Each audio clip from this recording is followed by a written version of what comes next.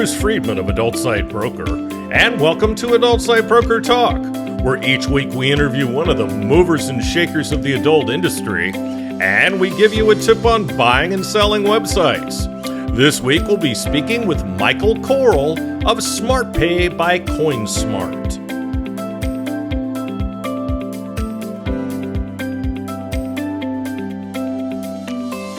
At Adult Site Broker, we're proud to announce our latest project, thewaronporn.com.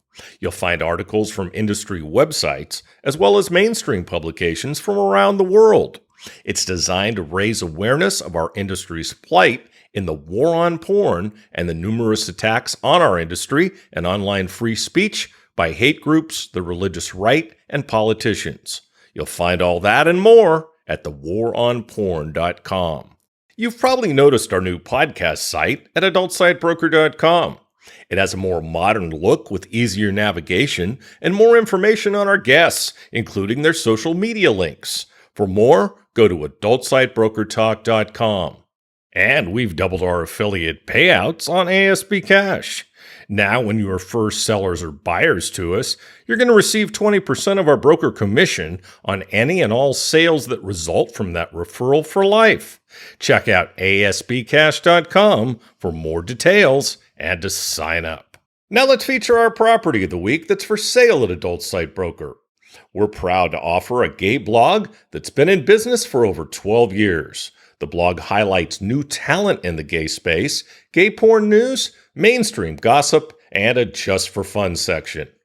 The members area has lots of content you won't find in the free area. The site only takes 25 hours a week to maintain. The monthly costs are minimal, so the site is very profitable. There's an email list of over 29,000, and the site has over 165,000 social media followers. It has great potential for growth if it's purchased by a larger company or a small one where the owner will put in a little more time. There are over 600 member posts, including videos and images. The traffic is all organic, direct, and social media. No ads have been purchased. Users come primarily from the USA, the UK, and Australia. Only $450,000. Now time for this week's interview. My guest today on Adult Site Broker Talk is Michael Koral of Smartpay by Coinsmart. Michael, thanks for being with us today on Adult Site Broker Talk. Great to be here, Bruce. Great to have you. Michael is the co-founder and chief business officer of Coinsmart, a publicly traded, regulated, and licensed corporation in Toronto, Canada. He's been instrumental in building the Smartpay service to allow businesses to accept and receive crypto as a payment in a regulated, licensed manner. His inclination to help underserved markets led him to frontiers like cryptocurrency. Through his contributions at Coinsmart, Michael hopes to educate the broader population in understanding the rationale and benefits behind the value that crypto assets have to offer. Prior to Coinsmart, Michael was the co-founder of multiple businesses, including an AI-driving social media advertising platform, website brokerage firm, and web development agency. Smartpay by Coinsmart is an industry-leading all-in-one crypto payment processing solution. It enables crypto as a pay-in and pay-out method. You get automatic conversion to and from fiat currencies, such as dollars and euros, with direct deposits to your bank account. Coinsmart has all the benefits of crypto as a payment method with no market risk or hassle. So besides what I just said, Michael, what are the benefits of crypto payments? Well, that's a great introduction. Thank you so much, Bruce. There's a few benefits. Number one, lower transaction fees. With credit cards, typically 2, 3, 4%, sometimes even more. It's typically around 1%, 1.5%, right? So it's a much, much cheaper way to accept payment and to send out payment. The second is it's global, right? If you want to have a website and you want to accept a form of payment, Bitcoin is Bitcoin in every country around the world, and you're able to pay with Bitcoin anywhere you want or any other crypto. So it is global. Credit cards, you need obviously different currencies, bank accounts, merchant accounts, gateways, all that fun stuff. It's a lot more complicated than you might think.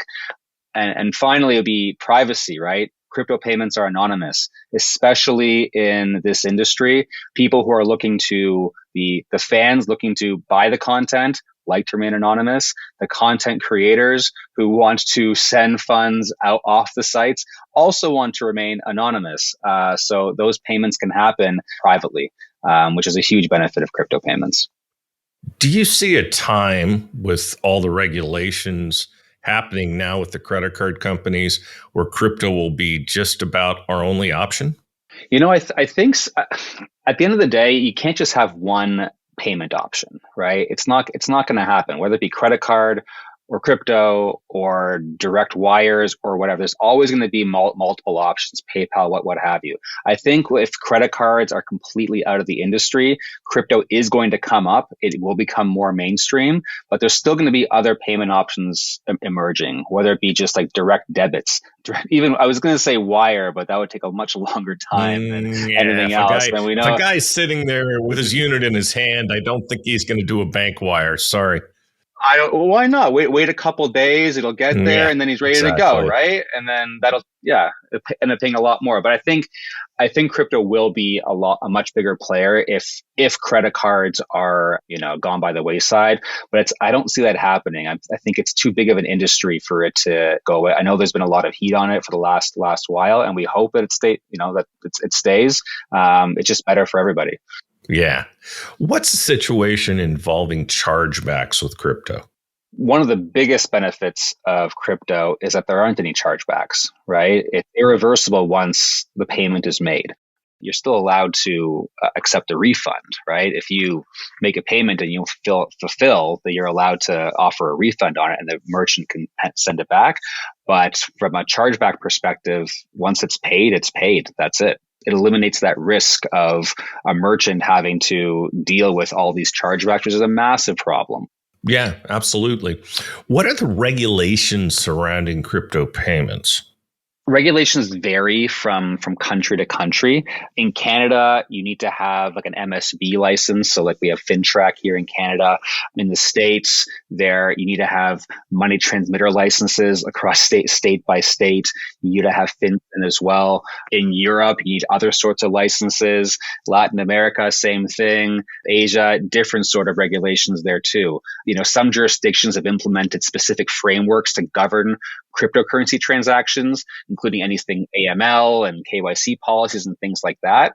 At Coinsmart and Smartpay, we have all the licenses that we need in order to facilitate crypto payments globally. Since we started in 2018, that's what we wanted to do, regulation first. We knew that we couldn't just be a fly-by-night kind of crypto company like an FTX or things like that, right?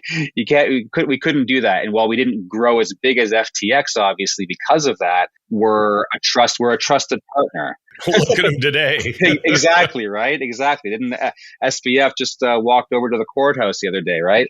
So we're doing it the right way, and we followed all the regulations we possibly can. And every quarter, we're adding more and more licenses just to have a stranglehold on the fact that we're doing it the right way. We're not the only crypto processor out there, but I almost guarantee you that we're the ones with the most regulated platform out there and the most licenses that you can have for crypto payments offering.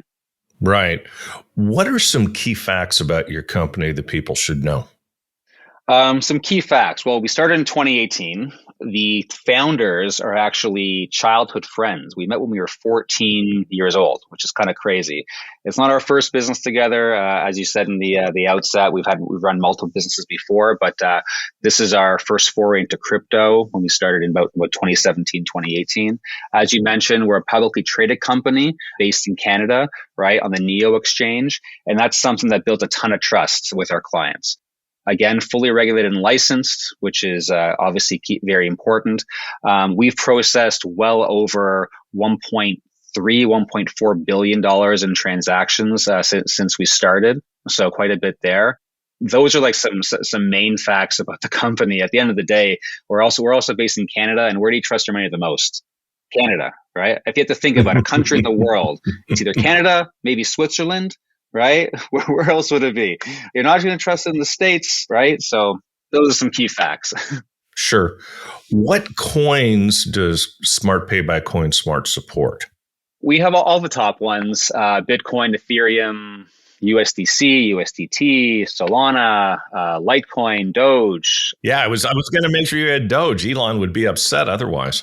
You had to have Doge, Bitcoin Cash, AVAX, Matic, DOT. But the most popular ones obviously are Bitcoin, ETH, and then the two stable coins, which is USDC and USDT. Those are the biggest ones by far. Take up probably 90% of the volume that we have through Smartpay. Okay. Why are crypto payments better than credit card payments? Well, I think we touched upon this a little bit. It's the lower transaction fees, right? The 13% to the 1%, the global accessibility, the privacy factor of it, and the reduced risk of fraud, right? Eliminating chargebacks. So those four, and we can repeat it again, is that like those are the main reasons why people go to crypto payments over credit cards. And believe it or not, it's a heck of a lot easier to set up as a merchant than it is credit card payments. It's actually a very simple process, and I'll get to that in a bit. Okay. By the way, you mentioned all the processing volume you've done, which is quite impressive. What other industries are you guys involved in? Yeah, so we're certainly not only an adult. We do gaming as well, e-commerce, cross-border payments is a huge one for us. We partner with a lot of other payment service providers who are just doing fiat payouts. We work with a lot of FX companies as well to offer them crypto rails. We also work in like just typical retail. Like we have stores in Toronto, restaurants accepting crypto as a form of payment for your bill, or shoe stores. You can buy your Air Jordans with crypto as well. So we cross the gamut, but I'd say like the most popular ones would be the cross-border payments and PSPs, then probably gaming and adult.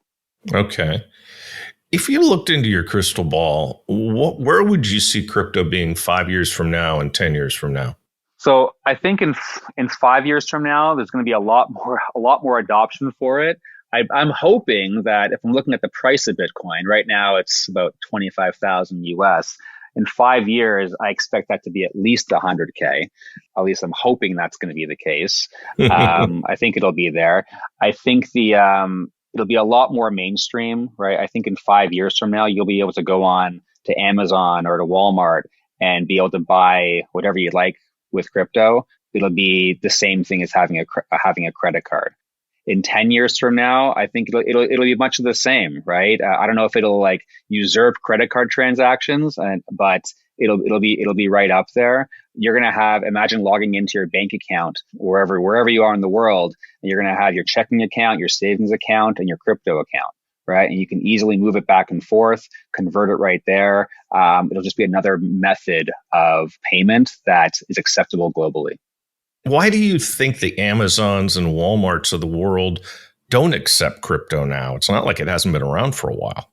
No, because it's just not. There's not mass adoption yet. We haven't got there yet, right? It's just not. People right now don't actually want to necessarily spend their crypto on like everyday things. They want to invest in it because they believe that it's going to go up at some point, right? If you're at $25,000 and you have one Bitcoin, right? Why are you spending that entire Bitcoin on your gas when you believe it's going to go to $100,000 in the next 4 years? You're going to invest that, right? But once it reaches a point where there's not so much volatility in the asset class and it's a lot more stable, then I think you're going to see a lot more mass adoption of it, and people are going to use it a lot more.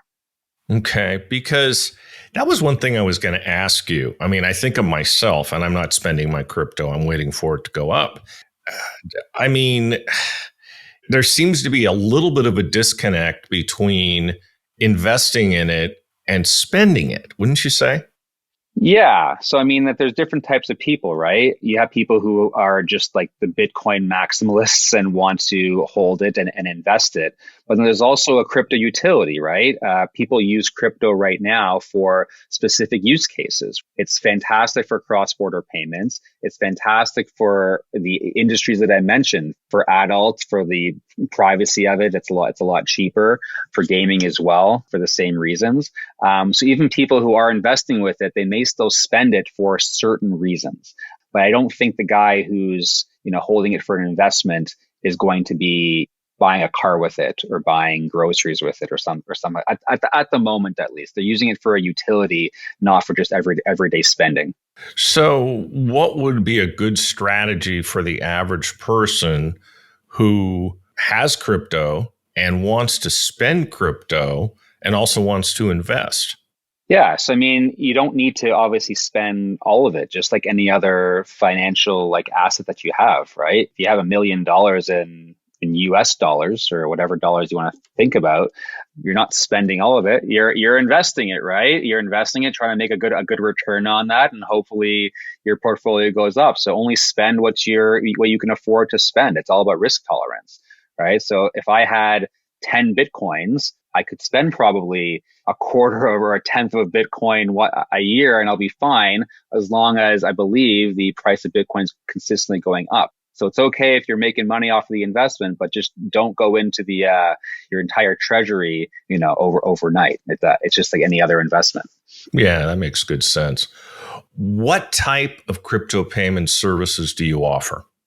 So we have two different types. One is the pay inside and one is the pay outside. So perhaps I can give you an example of just like how that works. One of our clients is it's Chatterbait. For Chatterbait, what we do is if you're a fan, right, you want to buy some credits to watch some content creators, you go onto the site, you click on, buy credits, and a whole bunch of options come up. You can pay with credit card, with PayPal, with bank transfer. They have a slew of different options, and then you can select cryptocurrency. When you select cryptocurrency, our platform comes up, gives you a whole bunch of options. You can buy 50 credits for X amount, or 100 credits for Y amount. You select your amount of credits. An invoice page pops up, which says, "Hey, this is how much you owe for 50 credits." You get a QR code and a little like Bitcoin or USDC or whatever crypto you choose address. You take that address, you go to wherever you have your crypto, whether it be a hardware wallet or another exchange or wherever you keep your crypto, and you send a payment to that address. As soon as that payment gets made, the credits are automatically added to your Chatterbait account, and you're off to the races and having a good time on Chatterbait. So that's the pay inside. On the pay outside, this is for the content creators. They're constantly getting tips of all these different credits, and they want to be paid out in some sort of fashion. Previously, it was more fiat payouts like ACH, direct transfers, but we have a solution now where you can actually facilitate the payout in a couple of different ways. One, you can just provide a wallet address within like the back end of the Chatterbait portal, and every day, week, month, you get paid out the credits that you were earned. Or two, you can actually select your method of payout by selecting your different crypto anytime you want to actually facilitate that payout. So we do it on both sides. Very simple flow. If you want to see how it looks, go onto the site and just test it out. Buy some credits with crypto, and that's how Smartpay works for pay-ins. And if you're a creator listening to this, go on to Chatterbait and try to get paid out in crypto, and you'll see how that works.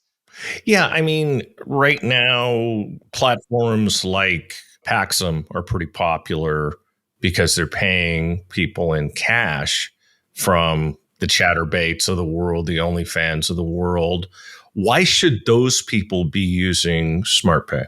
Yeah, so it's very much so anonymous as well. So what happens is a lot of these content creators get paid out in crypto, and they typically get paid out in Bitcoin. That's like their crypto of choice. They get the crypto, it goes to their Bitcoin wallet. They walk down to their local Bitcoin ATM, right, where there's a ton of them across the states at least, and take it out for cash, right, and use it for their daily spending.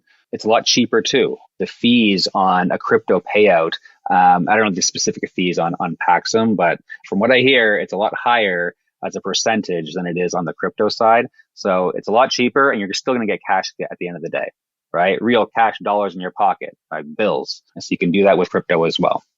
Makes sense.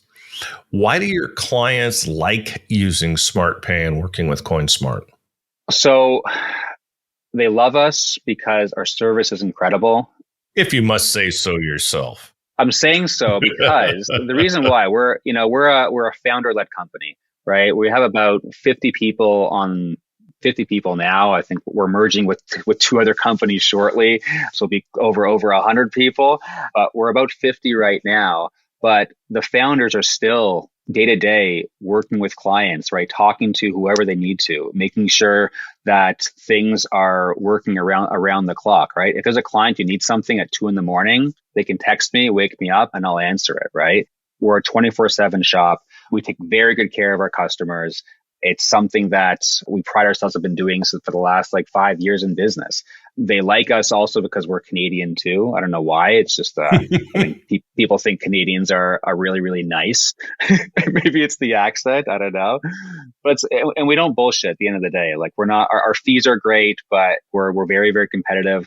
But we're very simple, to the point, easy product to use, and it's the service. It really is. I'm coming back to that because that's what really matters. It's building the relationship with whoever your partner is, and people stay with us because of that, right? We're not just a commodity to them. It's like, oh, we need to use Smartpay because we know they're going to treat us well.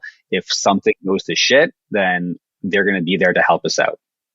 Talk a little bit about people's fears about crypto, because you and I both know that there's a little bit of misinformation out there and people tend to be a little bit fearful. Talk about that and why they shouldn't be. See, look, people think that it's so volatile, and it's something that, if they're using crypto, that it can get stolen very easily, or it's only used for like the black markets of the world. It's not like that. It's very, while there's not like full on mass adoption, it is mainstream, right? It is there. You can buy Bitcoin anywhere you want pretty much, right? There's no need to be like fearful of this asset class. People are always fearful of something that they don't understand, right? At the end of the day, it's actually a very simple asset if you just do the research and understand actually what it is, right? Just because Bitcoin goes from 3K when COVID hit up to 60K, in May of the same year, right? Sure, it's volatile there. It's a fun game for investors and day traders, but it's not something to be afraid of. If you want to invest in it with money that you can afford to lose, right? At the end of the day, it's one of those things. But it's not just Bitcoin though. You have stable coins, right? Stable coins are backed by like the US dollar 1 to 1. So you can buy, $1,000 of USDT and then start spending that USDT on all these different creator sites. And it's just like spending US dollars, but it's a lot cheaper to do it. So it's not something to be fearful of. It's just something that perhaps people need to be more educated on. And I'm happy to obviously take that offline and teach anybody they like about it and have conversations with them. That's why we're here. So, I think anytime you get anything that hits the mainstream media, they tend to sensationalize everything. So the swings in the price of Bitcoin and Ethereum and some of the other coins out there, obviously that's fodder for their sensationalism. And anytime that happens, then you're going to get people fearful, right? Yeah, definitely. Right. When we see like, even myself, when I see the price go from 25K down to 5K, I'm like, oh, what's going to happen with it? Right. You're worried about it. But at the end of the day, you got to have those in the industry, you call them diamond hands, right? You don't sell it. You have to believe in it, and that's going to go up. And if you're investing in it, then you do that. I have some Bitcoin myself. I keep it in a hardware wallet, stored in a safety deposit box, and I just cannot touch it. I leave it alone. And my goal is when it hits 100K, I'll take it out and then maybe I'll sell it at that point. We'll see. Very cool. Some countries have discussed, and some I believe are adopting their own digital currencies. Will you deal in those? It depends. If there's enough demand for it, absolutely, right? We only started crypto payments just with Bitcoin and Ethereum, but then people are like, hey, can you add stablecoin? We're like, sure. They're like, hey, can you add Doge? Okay, great. Solana, okay, good. It's just a matter, we can add as many as we need to. It just has to make sense from a utility standpoint. If there's only going to be 5 people using it, no thank you. If there's 100,000, then yeah, 100% we're gonna do that. Yeah, I never could pronounce Ethereum. Thanks for correcting me there. No problem. You can call it ETH. It's a lot, or Ether. It's even easier. Yeah, absolutely. Absolutely. Are there any drawbacks to using crypto as a form of payment? Well, I think there's a couple. One is that I mentioned before, it hasn't reached mass adoption yet, right? So you can't have crypto as a form of payment, only crypto as a form of payment. You need to have other options too, because not everyone has crypto to spend, right? They don't know how to buy it. So you can't just rely on crypto. And two, and this is one for the, for more of the tube sites, the subscription sites, crypto is very difficult to have subscriptions. There are workarounds to it. Like you can have what we call a smart contract. You can sign up for a smart contract for, let's say, 12 months, right? But you'd have to fund that smart contract with the full value of the 12 months of whatever the dollar amount is. And then every month it gets debited, right? So you can't do recurring with crypto. Correct. So while that's amazing for the fans, it's not great for the tube sites who the recurring billing is, that's their moneymaker, right? The lifeblood. Most people do it the first 30 days, they watch, and then they forget that they have it. And then it stays there for the next 5 years of their life. And then a chargeback happens, right? So while it's a drawback of crypto, it's actually a benefit too for the users of these sites, right? Because they're not locked into a subscription. They can buy content, they want it, right? And not have to worry that they're going to forget that they have a $39.99 subscription to X pay site, right? That being said, there are things in the works that will allow for crypto to offer subscriptions. We're just not there just yet. Good. Yeah, I was going to ask you about that because I would think for some of the, really all of the pay sites and premium tube sites and people who do recurring subscriptions, that would kind of be a non-negotiable to a great degree. Yeah. See, I think what we can do with crypto now is that you can have a subscription, but every month you'd have to put in essentially a password, like a 2FA, a 6-digit code to say, yes, okay, go ahead and keep sending that payment. Right. But it doesn't work that way with with pay sites. It's a set it and forget it model, right? It's a George Foreman. You just set it and forget it. And that's it. And that's what the pay sites are banking on. That is the revenue model. And I think if it's ever going to truly replace credit cards, or at least replace a good percentage of the credit card sales, that's going to need to be there. Yeah, I was going to ask you a question. What percentage of the pay sites revenue is from recurring subscriptions that are not actually being used? Oh, God. Probably 80%. 80%, right? I think so. It's crazy. It's crazy. Mm-hmm. I mean, I don't know what the usage is on these sites because I've never seen stats on that, but I'm going to guess that about 80% of the people, once they sign up, don't even look at their credit card statement, and it gets charged. And then eventually, if they're not using it, they're going to cancel it, but they'll let it go for 3 or 4 months before it gets canceled. And then if that doesn't happen and they charge back, there are companies that deal with chargebacks. Chargeback Help is one of them. And it's something that if people are charging back and they've agreed to a subscription, it's going to come back on them. Right. No, exactly. As it should. They made a purchase. They made an agreement. And if you didn't want it to go a second month, you should cancel. Real simple. When I do these free trials of things, I always set a reminder on my calendar to cancel it if I decide that I don't want to keep it going. But most people aren't that organized. I do that myself, although I do that now. Previously, I've had if there's small enough subscriptions, you just don't realize it, right? And it just stays on there forever. For a long time, I was getting it was kind of, I guess, like a cured meats in a box every quarter or every 2 months. I'd get a box of cured meats. And it kept on showing up, right? And I'm like, oh, I canceled this a while ago. I'm just going to let this keep going. But then I realized after a year of getting this, 6 boxes I got, I'm like, I checked my statement finally, and I clearly getting charged for all these boxes. But I almost was certain that I canceled it. So I still canceled it though, because I felt like an idiot for not canceling it before. And I'm like, okay, I'm just getting rid of it. That's it. And you're in the payment business. I love it. See, it can happen to anybody. It can absolutely. Can you walk us through exactly how crypto pay-ins and payouts work with SmartPay?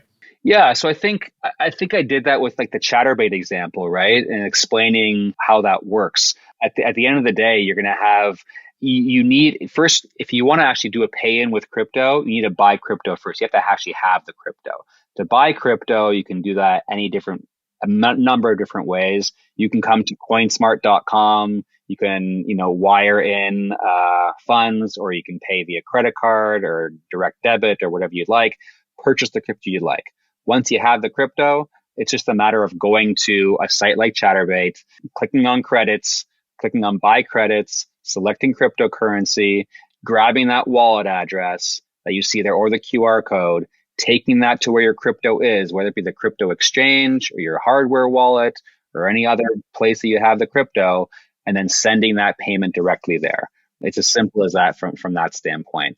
And the payouts that I think we already touched upon as well, if a content creator wants to get paid out, if you're not on Chatterbait, if you're just on you're on Instagram and you're just wanting to get paid, you want to get tips, we have an online portal where you don't need like a full system, a full API to plug into. You can log into our very simple to use online portal where you can actually invoice your fans for whatever dollar amount you'd like for your content. So if you want to sell, 10 videos for, $500 or $30 or whatever the cost would be, you can set up an invoice for $500 for 10 videos. The invoice gets sent to the fan.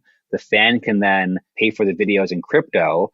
And then that crypto actually automatically converts to US dollars or Canadian dollars or British pounds or euros, whatever you'd like. And that's added to your SmartPay account. Then you can simply just withdraw your fiat from the SmartPay account to your bank account, and you can do it that way, right? So it's not just SmartPay really isn't just meant for the larger campsites out there. It's meant for the individuals too, who are just looking for another method of payment. And sometimes it's hard for a creator just to accept credit card, or maybe sometimes they use PayPal or whatever, but SmartPay is an easy way for them to do that too. It's very simple to sign up. You go to smartpay.coinsmart.com, sign up for an account, and you're off to the races. There is some what we call KYB or KYC, which is know your customer or know your business. We need to understand who we're working with. Just like any other kind of campsite out there, you have to kind of upload your ID or your articles of incorporation if you're a business, right? We verify you are who you say you are, and then we get started, right? It's as simple as that. Anybody who's listening to this, they can message me at michael@coinsmart.com. It's my email address. You can text me. You can text me as well. And give me my phone number if you'd like on this. Bruce, if that's okay, I'm happy to do it. You can reach me at 416-670-6420. Just send me a text and I'll answer any questions you have about getting started with crypto and SmartPay.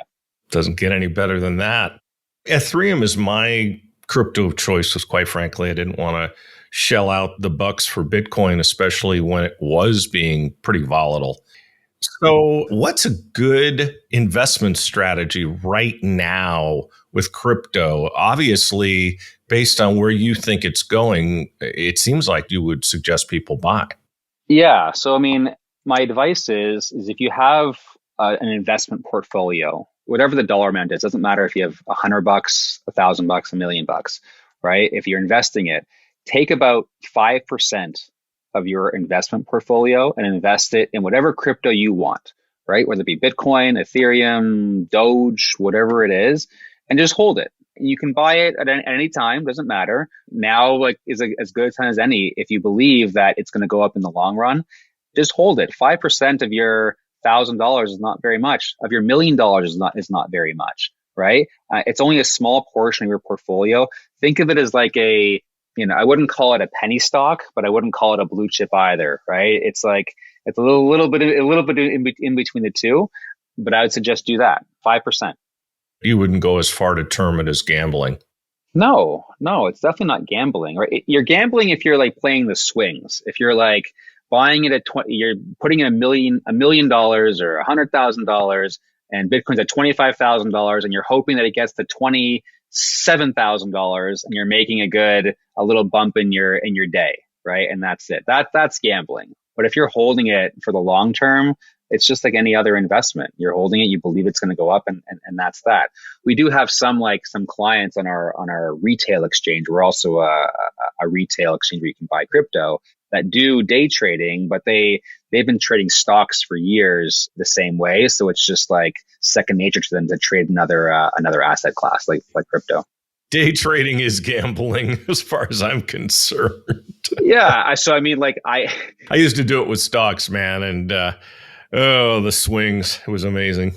Oh, I run a crypto company. I run a crypto exchange, a payments platform, but I'm a terrible, terrible day trader, right? I just can't do it. When I buy something, if I'm going to try do it and test it, yeah. So I end up losing money every single time, right? I'll put in $1,000 and hope it goes up by 10%. It goes down by 5%. I'll sell it. And then it goes up by 20%. And then I buy back in and then it goes way down again. So I'm like, Yeah. Yeah. I bought Bitcoin, I think, when it was 200 and it went up to 2000 and I sold. After I sold, it tanked. I hit it at the peak at that time. I think you know the time I'm talking about. But then I went, "Oh, you're a fucking idiot." Yeah, that happens. It happens. I have some horror stories that I'm not going to share on this call. That I'll go ahead, share them.